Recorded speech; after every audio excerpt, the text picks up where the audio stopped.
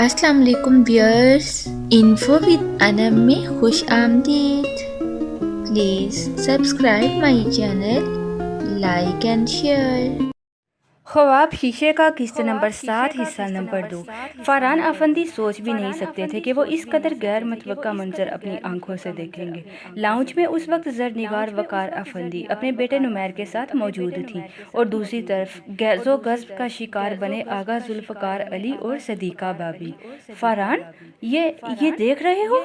जुर्रत इस 2 टके की औरत की। कहाँ है चौकीदार?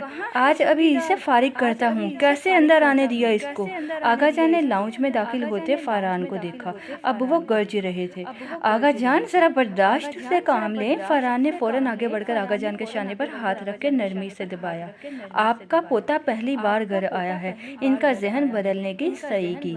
खबरदार खबरदार, जो इस रज़ील औरत के खून को किसी ने मेरा पोता कहा तो।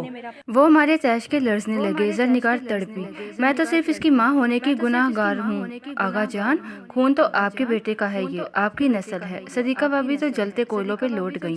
पहले समरा ने बेटा पैदा करके इनकी पोजीशन डाउन की और अब ये तवाइफ साथी अपना सैंपल लेकर आ गई थी। अरे हट, अब हर कोई दावेदार बनकर आ जाए तो क्या हम आंखें बंद करके मान देंगे?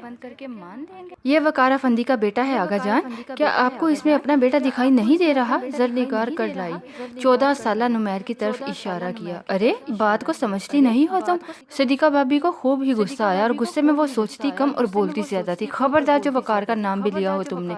गलती कर बैठा था वो गंद में मुंह मार लेने का, और तुम पता नहीं किसका गंद इसके सर मुंडने चली आई हो।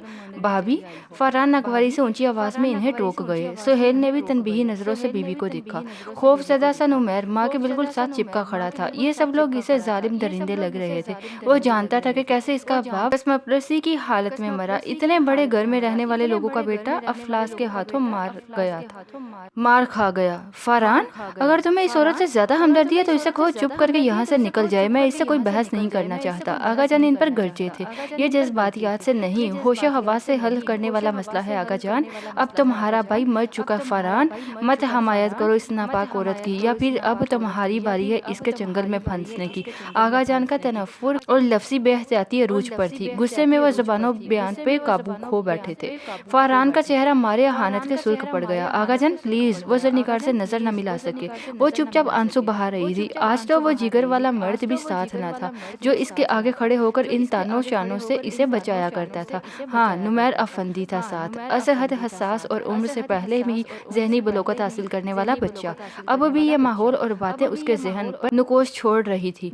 तुम क्या जानो फरहान, किसकी नाजायज औलाद उठाकर ले आई है ये हमारे घर, जायदाद का वारिस बनाने के चक्कर में? सदीका भाभी ने हकारत से जरनिगार को देखते हुए कहा।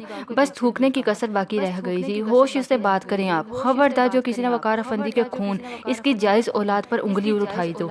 जरनिगार शेरनी की तरह गर्राई थी। सुर्खों सफेद रंगत और मारे गमो गुस्से के सफेद पड़ते होंठ वो लर्ज रही थी। बीमारी से अंदर ही अंदर खोखला हो चुकी थी। मगर हिम्मत तो लोगों के रवैये तोड़ते हैं, बीमारी तो सिर्फ मौत का बहाना बनकर आती है। भाभी, आप इतनी गिरी हुई बात करेंगी ये मैं सोच भी नहीं सकता था। फरहान को भी गुस्सा आया था। सब जानते हैं कि वकार ने इस औरत से शादी की है। और आगा जान, ये देखें, कोई फर्क नजर आता है आपको इस बच्चे और वकार में? वो नुमैर को शानों से थामकर आगे किए आगा जान से जज्बाती होकर पूछ रहे थे। दूर करो इन दोनों को यहाँ से फरहान, वरना मैं धक्के देकर निकलवाऊंगा। वो एक नजर भी दहशत से कपकपाते नुमैर पर डाले बिना सफाकी से बोले थे। अल्लाह से डरे आगा जान, ये आपका पोता है, आपका वारिस। जरनिगार बेबसी के मारे रो पड़ी। अल्लाह ने दे रखा है पोता मुझे, तुम इस गंदगी समेट यहाँ से दफा हो जाओ। बहुत खा चुकी हो तुम वकार के जरिए। इसका सारा बैंक बैलेंस इसके पल्लाट। अब यहाँ कोई हक नहीं तुम्हारा। और इस गलीज का जिसे तुम मेरा पोता बनाकर लाई हो, वो बड़ी हकारत से कह रहे थे। मैं आपके सामने हाथ जोड़ती हूँ आगा जान, वकार मर गया, मैं भी मर गई तो आपका खून गलियों में रुल जाएगा। रो रो कर इसने थक कर इनके आगे हाथ जोड़ दिए। बेबसी से नुमैर की आंखों से सेल रवां थी, मगर वहाँ इस वक्त इंसान नहीं बसते थे, पत्थर के भूत थे, ना सुनते ना देखते। फरहान, इसे तुम बाहर निकालोगे या मैं चौकीदार को बुलाऊं? आगा जान का लहजा सर्द तरीन था। बादलों की गड़गड़ाहट ने जोर पकड़ा। आज बारिश में भी किसी बेवा और किसी यतीम के आंसुओं की सी रवानी थी। आगा जान, रहम करें इन पर, ये जुल्म मत करें। समरा भी जागी तो फरहान को कमरे में ना पाकर बाहर निकली।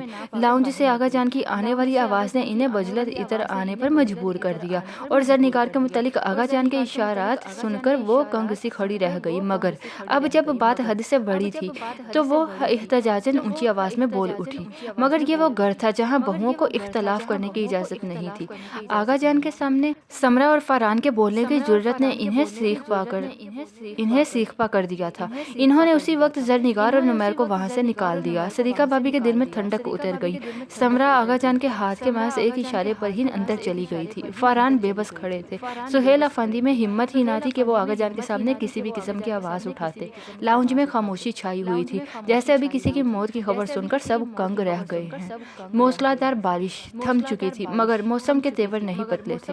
वो रोती हुई माँ का हाथ थामे इस अफरीदियत खाने से निकल गए। इसका वजूद अभी भी खौफ और दहशत से लर्ज रहा था। रात के इस पहर सड़क पर ऊंची आवाज में रोती इसकी माँ और माँ के दुख में कटता दिल लिए बे आवाज आंसू बहाता 14 साला मासूम नुमैर वकार अफंदी। जरनिगार को ठोकर लगी और वो औंधे मुंह सड़क पर जा गिरी। अम्मी, वो तड़प उठा घबरा कर। पूरा फरोख्ता होकर इन्हें सीधा करने की सही की तो इनकी पेशानी खून से तरब थी। अम्मी, अम्मी वो हैं, ऊंची आवाज में रोने लगा। वो कबीर के साथ वक्त से कुछ देर पहले ही अलहमरा हाल पहुंच गई। 1 घंटे तक आ जाना कबीर, मैं बाहर ही मिलूंगी। इसने कबीर को याद दहानी कराई थी और अब इसने गर्दन उचका-उचकाकर पंजों के बल खड़े होकर भांबत के लोगों में दलाल को ढूंढने की कोशिश की, मगर बेसूद। इसने मोबाइल निकालकर इसे कॉल की। बस अभी 5 मिनट में निकल रहा हूँ, तुम पहुंची तो नहीं? वो ऑफिस ही में था। बजलत बोला तो वो जल कर रह गई। नहीं, अभी रास्ते में हूँ, इसने मुंह फुलाकर कहते हुए मोबाइल बंद करके बैग में डाल लिया। अब कुछ भी हो, वक्त गुजारी के लिए पेंटिंग्स ही देखना पड़ेंगी। ओखली में शर्त ली है तो भला मौसलों से डर के क्या हासिल। वो आगे बढ़ी और जाकर एक तस्वीर के सामने खड़ी हो गई। इन हमाक का मुजाहरा करते हुए इसने तस्वीर का 2 मिनट तक जायजा लिया और फिर इस बात में सर हिलाया जैसे कि सारा आर्ट समझ लिया हो मोहतरमा ने, और जाकर अगली तस्वीर के सामने खड़ी हो गई। मगर 3 तस्वीरों के बाद नीले पीले रंगों से इसे गोया यरकान हो जाने का अंदेशा हुआ तो वो पलट गई। तोबा, बनाना तो दूर की बात, इन्हें तो देखने के लिए भी स्टेमिना चाहिए। ना आंख, ना कान, हाथ, ना पैर। वो सख्त बेजार हुई, मगर पलटते ही जमीन आसमान नजरों के सामने यूं घूमेंगे इसने कभी सोचा भी नहीं था। आहा, तुम यहाँ? वो मोहत अफंदी था। महरमा चकराई। तुम यहाँ क्या कर रही हो? वो बेयकीनी से इसे देख रहा था। महरमा ने तो यही सोचा था कि वो महज इसे साथ ले जाने के लिए घूमने फिरने की ऑफर कर रहा है। यह नहीं पता था कि वो सबसे पहले इस मशहूर जगह को देखने आ जाएगा। वो मैं पेंटिंग देखने आई हूँ। वो गड़बड़ाई। अच्छा, तो बिजी लाइफ में से अपने लिए वक्त निकाल ही लिया, बहुत अच्छा किया। वो महफूज होते हुए मुस्कुराया। महरमा ने निगाह फेरी। कम वक्त हीरो लगता है, मगर इसके साथ सितारे नहीं मिलते थे कि दोस्ती ही कर लेती। किसी भी पल तलाल पहुंचने वाला था। मुबहम अंदाज में कहकर यूं ही इधर उधर देखने लगी जैसे इससे बात ना करना चाहती हो। अकेली क्यों आई हो तज़ीन, या मलाहा के साथ आ जाती? वो संजीदगी से बोला। कबीर ड्रॉप करके गया है, दादा अब्बा ना हो तो। वो चिढ़कर बोली। और ये तुम नुमाइश देखने आए हो या मेरी क्लास लेने? जाओ और जाकर पेंटिंग्स देखो। तुम भी चलो, हर किस्म के लोग मौजूद हैं यहाँ, अकेली खड़ी रहोगी क्या? वो कतियत से बोला। ओफो, ठीक हूँ मैं यहाँ, मार खानी है किसी ने मुझे कुछ कहकर। वो चिल्लाई। मोहत ने इसे घूरा। आगा जान को फोन करूँ? इसने धमकी से महरमा को अंदर तक सुलगा दिया। तंग कर बोली, जी नहीं, बहुत शुक्रिया, इनका नंबर है मेरे पास, मैं खुद कॉल कर लूंगी। अब वो लोग वहाँ मौजूद थे। वो एक नज़र तो जरूर ही इस खूबसूरत कपल पर डालते थे। जलमलाई हुई गुलाबी रंगत और स्याह बालों वाली लड़की और खूबसूरत नकोश वाला प्यारी सी मुस्कुराहट वाला लड़का। वो इसकी बात पर बेसाख्ता हंस दिया। हेलो महर, तलाल की सर्द सी आवाज़ ने इसे ठठरा सा दिया। वो मुश्किल मुस्कुराई। हेलो, इतनी देर कर दी तुमने? कब से अकेली खड़ी थी मैं? इसे बावर कराया कि मोहत के साथ नहीं थी। तलाल ने एक नज़र ट्राउजर की जेबों में उंगलियां फंसाए खड़े मोहत पर डाली, फिर महरमा को चलने का इशारा किया। महरमा की टांगें मन मन भरकर हो गई। क्या सोचता होगा मोहित? ओके मोहित, एंजॉय योरसेल्फ, वो बदवक्त मुस्कुराकर कहती तलाल के साथ आगे बढ़ गई। फिर ये शख्स तुम्हारे साथ था मेहर? मैंने कहा भी था तुमसे कि अब ये बंदा तुम्हारे आसपास भी नजर ना आए। मोहित के कानों में दूर जाते तलाल की प्रतिश आवाज आई तो वो लब भेंचे पेंटिंग्स की तरफ बढ़ गया। ओफो, मेरे कौन सा दादा का है अलहमरा हाल, जिसकी मर्जी हो वो आ सकता है यहाँ। महरमा चिढ़कर बोली, मैं कबीर के साथ आई थी, अब मोहित कब आया मुझे नहीं पता। सारा मजा खराब कर दिया इस बंदे के दीदार ने।